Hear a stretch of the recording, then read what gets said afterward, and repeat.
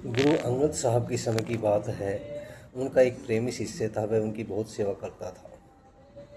एक दिन उसने सोचा कि मैं गुरु जी के लिए घर से रोजाना दही और खिचड़ी लाया करूँगा। उसने एक समय निश्चित कर लिया, रोजाना उसी समय वह गुरु जी के लिए खिचड़ी और दही लाने लगा।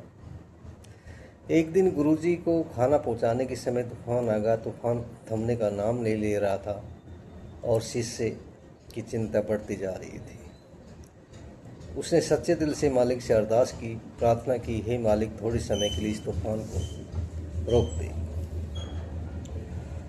नहीं तो मैं गुरुजी के समय पर खाना नहीं पहुंचा सकूंगा। थोड़ी देर में तूफान रुक गया। सेवक खाना लेकर गुरुजी के पास पहुंचा और बंदगी करते हुए बोला, गुरुजी मुझे क्षमा करें, आज खाना लाने में देर हो गई। गुरुजी ने यह सुनकर अपना मुंह दूसरी तरफ फेर लिया। जब उसकी तरफ जाकर उसने बंदगी की तो फिर भी गुरुजी ने अपना मुंह फेर लिया। सेवक सोचने लगा कि मुझसे जरूर कोई भूल हो गई है, इसलिए गुरुजी नाराज है। उसने नम्रतापूर्वक पूछा, महाराज जी, क्या मुझसे कोई भूल हो गई है? अंगद जी बोले, तुम मालिक की मौज को नहीं समझते हो। तुमने बहुत बड़ा अनर्थ किया। मेरे खाने के लिए तुमने मालिक से तूफान क्यों रुकवाया? तू सच्चा सेवक है। मेरी लो मालिक से लगी थी, तेरी लो मुझ में लगी थी, इसलिए जब तुमने मालिक से विनती की तो उसने तूफान बंद कर दिया। तुमने उन जीवों के साथ अन्याय किया जिन्हें भोजन के लिए कई दिन हो गए थे। उस तूफान से कितने जीव मरते और वे दूसरे जीवों का भोजन बनते। कुछ एक जगह से दूसरी जगह पर जा गिरते और नए जीव पैदा होते। क्या तुम उन सब जीवों का लाना खाना दे सकते हो? खाना दे सकते हो? सेवक ने कहा, गुरुजी मैं भूल गया था, आप अक्षरहार हो।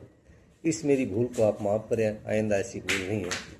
अंगद साहब ने कहा, भूल तो बख्शी जाएगी, परंतु जो मालिक की हुक्म अदौली की है उसकी सज़ा ज़रूर मिलेगी, उसकी सज़ा ज़रूर मिलेगी। इंसान को हमेशा मालिक की रजा में रहना चाहिए। चाहे दुख आए चाहे सुख आए, उनकी मौज समझनी चाहिए, क्योंकि मालिक की रजा में जो बंदा रहता है वो सुख दुख आशा निराशा की परवाह नहीं करता है। कि मालिक ही है जो बंदे की सुख दुख का हमेशा से ध्यान रखता है। उसके दुख किस तरह से कटने हैं वो उसकी तरफ ध्यान रखता है। तो हमेशा मालिक का शुक्रगुजार करना चाहिए कि मालिक जो आपने दुख दिए हैं या सुख दिए हैं उसको मैं स्वीकार करता हूँ। ये भी आए हैं और ये भी चले जाएंगे। तो इसलिए मैं आपसे, उन्होंने माफ़ी मांगी गुरु से और कहा कि मैं आगे से इस चीज़ का ध्यान रखूँगा, आप मुझे बख्श दीजिए। तो समझाने का तात्पर्य यह है कि जब भी आप किसी चीज़ को अर्पण करते हो, अपना सब कुछ अर्पण कर रखा है, तो उसकी रजा में ही रहना चाहिए और रजा में ही फ़ायदा है। राधा स्वामी।